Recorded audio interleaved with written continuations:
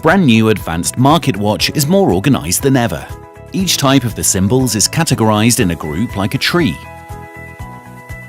And you can right-click on the Market Watch, then go to Show, Hide Symbols, and choose to show or hide symbols.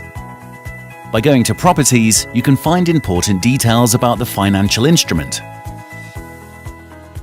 such as contract size, maximum and minimum amount per deal. Also, by right-click, you can trade symbols, which opens the one-click trading screen. Place new entry order.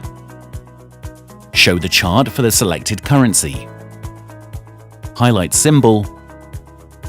Show and hide columns on the Market Watch. Generate reports.